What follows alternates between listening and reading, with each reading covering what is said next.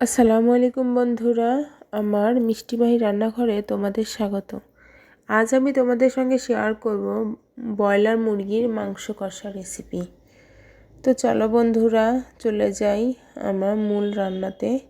রান্নার জন্য আমি প্রথমে একটি কড়াইতে তেল দিয়ে দিয়েছি এবং দিয়ে দিচ্ছি 2 টুকরা তেজপাতা এবং এর সঙ্গে আমি দিয়ে দিচ্ছি প্রায় হাফ কাপ পেঁয়াজ কুচি এবং 3 থেকে 4টা কাঁচামরিচ মধ্যে দিয়ে চিড়ে রাখা।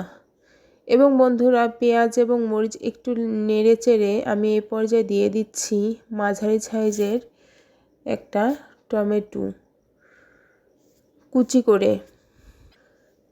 টমেটো এবং পেঁয়াজ একটু নেড়ে চেড়ে পেঁয়াজের বর্ণ একটু বাদামি রঙের হয়ে আসলে এ পর্যায়ে আমি দিয়ে দিচ্ছি 1 চা চামচের মতো গোটা জিরা। মাংসের তরকারিতে কিন্তু গোটা জিরা দিলে স্বাদ অনেকটাই ভালো হয়।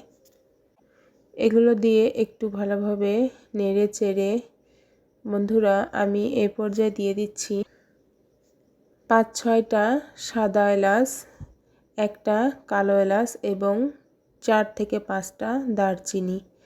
এগুলো দেওয়ার পরে আমি এখন দিয়ে দিচ্ছি 1 চা চামচ পেঁয়াজ বাটা, 2 চা চামচ আদা জিরা এবং রসুন বাটা ও 1 চামচ লবণ, 3 চা চামচ লাল মরিচের গুঁড়ো এবং 1.5 চা চামচ হলুদ গুঁড়ো।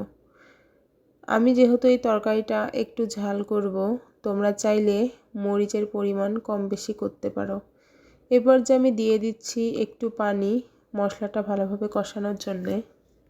তো বন্ধুরা, মশলাটা সুন্দর কষানো হয়ে গিয়েছে এবং খুব সুন্দর একটা স্মেল বের হচ্ছে। মশলা থেকে যখন তেল ছেড়ে দেবে এই পর্যায়ে আমি দিয়ে দিচ্ছি ব্রয়লার মুরগির মাংস দিয়ে আমি খুব ভালোভাবে মশলার সঙ্গে নেড়ে চেড়ে দিচ্ছিলাম। এবং বন্ধুরা, এ পর্যায়ে চুলার জালটি অবশ্যই একটু কমিয়ে দিও। এবং আমি এখন দিয়ে দিচ্ছিলাম প্রায় 1.5 চা চামচ ভেজে রাখা জিরা গুঁড়ো। এগুলো দিয়ে আরেকটু নেড়ে চেড়ে আমি এ পর্যায়ে ঢাকনা দিয়ে দেব। ঢাকনা উঠিয়ে একটু পরে আবার ভালোভাবে নেড়ে চেড়ে দিতে হবে। এভাবে বেশ কয়েকবার পর্যায়ক্রমে মাংসটি নেড়ে দিতে হবে এবং ঢাকনা দিয়ে দিতে হবে। আমি এখানে মাংস কষানোর জন্য এক্সট্রা কোনো পানি ইউজ করিনি। আমি মাংস থেকে যে পানিটা বের হবে এটা দিয়ে মাংসটি কষিয়ে নিয়েছি। তো বন্ধুরা, মাংস আমার খুব ভালোভাবে কষানো হয়ে গিয়েছে। আমি এই পর্যায়ে পানি দিয়ে দিচ্ছি। পানি দিয়ে একটু নেড়ে চেড়ে আমি আবারও ঢাকনা দিয়ে ঢেকে দেব, দিয়ে বেশ কিছুক্ষণ জাল করে নেব। রান্নার এই পর্যায়ে আমি একটু টেস্ট করে নিচ্ছিলাম যে সব কিছুর পরিমাণ ঠিক আছে কিনা। তো বন্ধুরা, আমার একটু লবণ কম হয়ে গিয়েছিল, তা আমি আরও একটু লবণ অ্যাড করে দিচ্ছি, দিয়ে আর একটু জাল করে নিচ্ছি। তো দেখো বন্ধুরা, আমার রান্না কিন্তু হয়ে এসেছে। এটা বাসায় অবশ্যই ফলো করে রান্না করে খেও, অবশ্যই খেতে ভালো লাগবে ইনশাল্লাহ।